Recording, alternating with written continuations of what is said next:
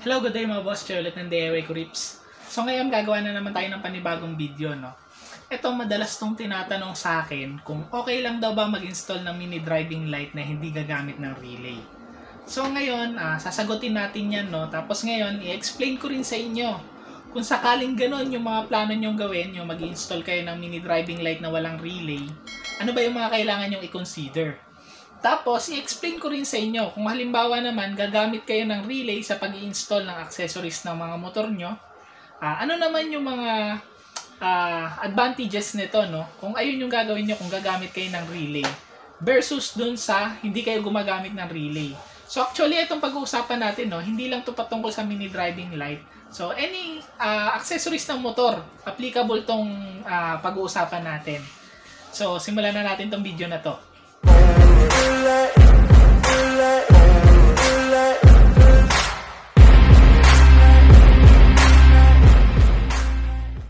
Di bale, ito na yung diagram natin, no? Pati yung explanation ko patungkol dun sa pagkakabit ng mini driving light na walang relay na ginamit versus dun sa mini driving light na merong relay na ginamit. So, dito nga pala sa mini driving light natin na merong relay na ginamit, no? Ang ginamit ko lang dito is one relay. So, sa pag-install kasi ng mini driving light, no, pwede yan isang relay, pwedeng dalawang relay, pwede rin tatlong relay. Pero para lang maging simple yung explanation natin, one relay na lang yung ginamit ko. Pero ang pinaka-common na makikita nyong pag-install ng mini driving light, dalawang relay yung ginagamit. So, simulan muna natin dito sa walang ginamit na relay. So, paano ba yun? Una, syempre, accessories wire, doon kayo kukuha ng power source nyo. Yan.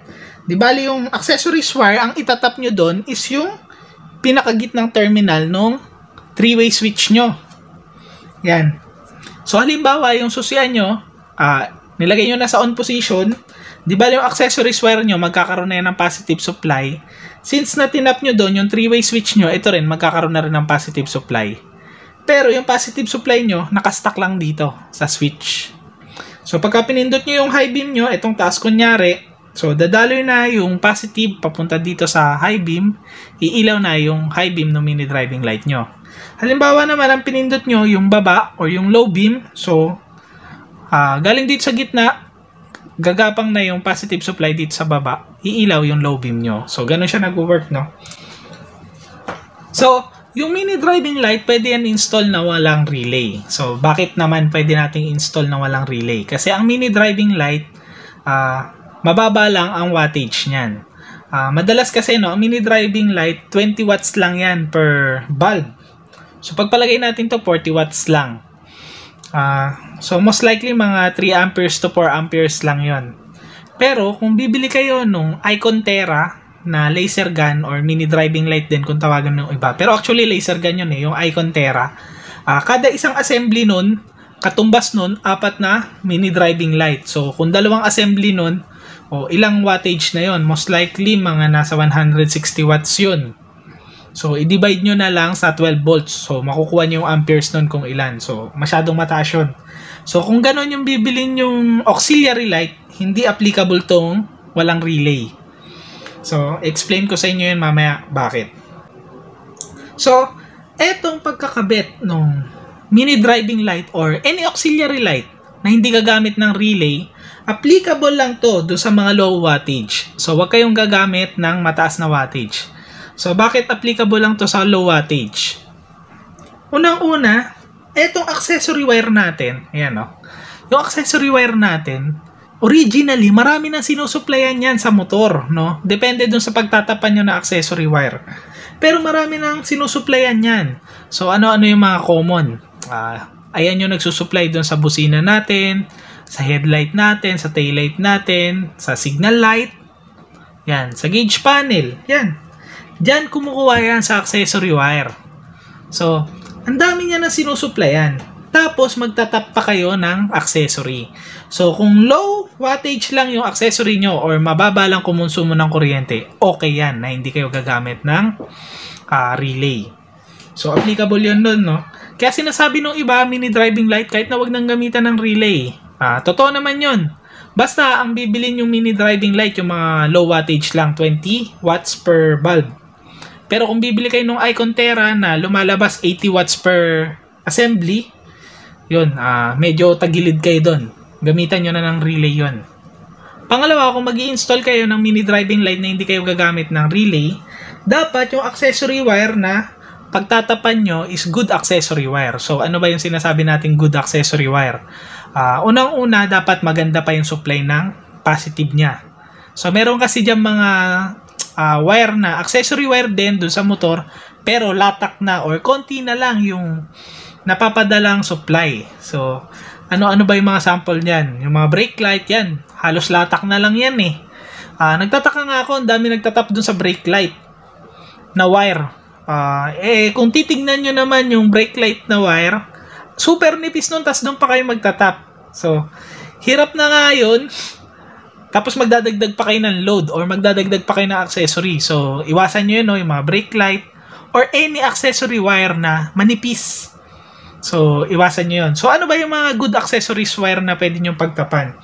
Una-una, sa ignition. So, ito yung number 1 na pwede nyo pagtapan sa ignition. Bakit sa ignition? Kasi, from the positive ng battery, for example, positive ng battery, gagapang yung positive niya, papunta sa susian. So, doon sa susian nyo, meron terminal doon na papunta sa battery. Na once na in-on position nyo yung susian nyo, meron nako-connect doon na terminal na papunta sa accessory wire. Yun. So, ayun yung pinakaunang buga nung from the positive ng battery.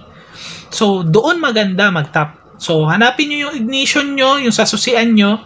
Hanapin nyo doon yung wire na pagka nilagay nyo sa on position yung susian nyo, nagkakaroon ng positive supply. Isa yon sa magandang pagtapan ng MDL. Isa yun doon sa magandang gawin na power supply, no? Yun doon sa may ignition, yung accessories wire, hanapin nyo doon yung nagkakaroon ng positive pagka nilagay sa on position yung susian.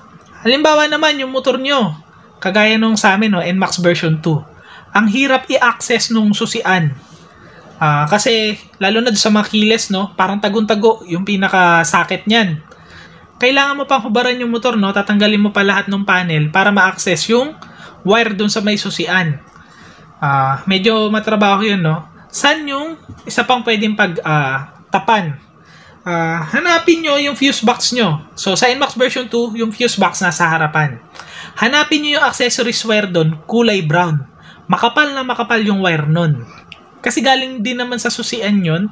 So, mas accessible lang yun dun sa fuse box. Kasi pagkatanggal mo nung headlight assembly mo, nandun na yung fuse box. So, ma-access mo na kagad yung wire niya. Ayun yung mga madalas na magandang pagtapan or pagkuha na ng power source na accessory wire. Kasi makakapal yung wire niyan. So, maghanap kayo ng makapal na wire na accessories wire. Doon kayo magtatap. Kung gusto nyo mag-install ng auxiliary light or any accessories na merong low wattage lang. So, sa pag-install ng accessories na hindi gumagamit ng relay, hindi to applicable sa multiple accessories. Yan. So, ano yung sinasabi kong multiple accessories? So, halimbawa, nag-install kayo ng low wattage na mini driving light. So, tinap nyo dito sa accessories wire na to. So, hindi, low wattage lang naman yan eh. So, okay yun. Tapos, mamaya, magtatap ulit kayo dito. Dito ulit sa wire na to, magtatap na naman kayo. Kakabit nyo naman underglow. Low wattage din naman yung underglow ko eh. Tapos, nag-tap ulit kayo, GPS. Low wattage lang yung GPS ko eh. Tapos, nag-tap ulit kayo, voltmeter. Low wattage din naman yung voltmeter ko eh. Tapos, nag-tap na naman kayo, charger. Low wattage lang naman yung charger ko eh. Oo nga, low wattage siya. Pero, ang dami yung low wattage. So, pagka kinumpute nyo yun, high wattage din yun. So, ang mangyayari, mag-aagawan na sila dito sa accessories wire. Kagaya nung minention ko kanina, itong accessories wire na to, ang dami na nga na itong sinusuplayan. So, nagdagdag ka pa ng maraming low wattage, pagka kinumpute mo yun, high wattage din yun. So, pagka ganon, gumamit na kayo ng relay, no? So, ito yung mga bagay na pwede nyo i-consider, no? Pagka nag-i-install kayo ng accessories na hindi kayo gumagamit ng relay. Yan. So, hindi lang to applicable sa MDL, no? Any accessories applicable tong explanation natin na to. Hindi lang sa MDL. So, kailangan nyo i-consider palagi yung wattage ng accessories, kung ilang accessories ba yung i-install nyo, Yun no, yung mga ganun, kailangan nyo i-consider yun. Bago nyo gawin yung ganito, yung pagtatap nyo nung accessories dun sa existing accessory wire ng motor. So, punta naman tayo dito sa pag-install ng mini driving light or any auxiliary or accessories na gumagamit ng relay. So, una, pagka gumamit ka ng relay, kahit na anong wattage or kahit na gaano pa kalakas kumuha ng current yung accessory mo, pwede. Basta gumamit ka ng relay. Kasi, ang power source mo nanggagaling na sa battery. Unlike dito sa accessories wire, yan, dahil ito is computed doon sa mga existing accessories. So, hindi ka pwedeng gumamit ng mataas na wattage ng accessories. Kasi, ang mangyayari, makikiagaw pa siya doon sa mga existing. So, dito, kahit na gaano pa kataas yung wattage ng accessories mo, pwede. Kasi, sa battery ka, kumukuha ng power source. Pangalawa, you have your own power lines. Siyempre, ikaw yung gagawa ng power lines mo. Ayan, no? Ikaw yung gumagawa. Unlike dito, meron na existing, nakikitap ka lang. Nakikiagaw ka lang. So, ito, parang ang mangyayari doon sa power lines mo, para doon lang siya, doon sa accessories talaga na ini-install mo. So, wala siyang kaagaw. So, kahit na ito mataas to, kahit na Icontera pa yung gamitin nyo na auxiliary, walang problema. Kasi, walang makikipag-agawan dito sa power lines mo, doon sa accessories mo. Nag-supply yung battery, dumaan ng relay, tapos from the switch, diretso na sa accessories. So, walang kaagaw. Kasi ito, specified mo to para dito, doon sa in-install mong accessory. Pangatlo, you can power multiple accessories. So, dito kasi, kagaya ng sinasabi natin, once na nag-tap ka doon sa accessories wire, hindi mo na pwedeng ulit-ulitin yun na magtatap ka pa ulit, magtatap ka pa ulit, magtatap ka pa ulit. Kasi nangyayari, kahit nasabi mong low wattage yan, pagka pinagsama-sama mo yung low wattage na accessories na yun, high wattage din yun. So, makikiagaw pa siya doon sa existing mga accessories na sinusuplayan na itong accessories wire na to. Pero dito, pagka gumamit ka ng relay, pwede ka mag-power up ng maraming accessories. Bakit? Unang-una, syempre sa battery ka kumukuha ng power source. Pangalawa, kung kayo nagpaplano kayong hindi lang mini driving light yung papaganahin nyo, magpapagana pa kayo ng underglow, magpapagana pa kayo ng GPS, magpapagana pa kayo ng laser gun, blue water, pwede nyo kasing i-customize tong power lines nyo. Paano i-customize? Unang-una, syempre, yung wire gauge nyo, kakapalan nyo lang. Pagka kinapalan nyo yung wire gauge nyo, mas kaya niya na mag-supply sa mas maraming accessories. Unlike dito, sa existing accessories wire, ayan na yung nakakabit dyan eh. Kung gauge 18 lang yung nakakabit dyan, ayan na yun. Tapos hindi nyo na pwedeng dagdagan. Kasi puro tap na lang yung gagawin nyo eh. Pero, dito, kung nagpaplano kayong mag-install ng maraming accessories, ang gagawin nyo lang, papalitan nyo yung gauge ng wire. Gagawin nyo yung gauge 14, gauge 12. Ibig sabihin nun, mas makapal yung wire, mas malakas siya mag-supply ng current. Kaya niya mag-supply ng maraming accessory. Pangalawa, yung relay natin, may capacity ang relay na yan. So, meron yan 40 amperes, may 30 amperes, may 80 amperes. So, kung nagpaplano kayo mag-install ng maraming accessories, gumamit kayo ng 80 amperes. So, hindi kagad masisira yung relay nyo. Pangatlo, yung fuse box na gagamitin nyo, pwede nyong taasan. Depende doon sa dami ng accessories na i-install nyo. So, dito, no, kaya nyo i-customize. Once na gumamit kayo ng relay, kaya nyo i-customize kung ilang accessories ba yung gusto nyong paganahin. So, kung gusto nyong malaman no, kung paano gumamit ng isang relay tapos magsusupply ng maraming accessories, panoorin nyo yung video ko regarding sa power lines. So, doon, in-explain ko yung detailed. So, ito yung sagot ko, no, doon sa palagi nagtatanong, pwede daw ba mag-install ng mini driving light na walang relay? So, ang sagot doon, pwede. Kung yung mini driving light lang ang i-install mo. Tapos, kung yung mini driving light mo is low wattage lang. Pero kung hindi mini driving light lang yung i-install mo, tapos ang gagawin mo pa panay tap lang sa accessories wire, gumamit ka na lang ng relay. Yan. para at least stable yung supply do sa mga accessories mo. At the same time, hindi maaagawan yung mga existing accessories mo, yung mga built-in accessories ng motor, headlight, tail light, signal light, brake light. Hindi sila maaagawan.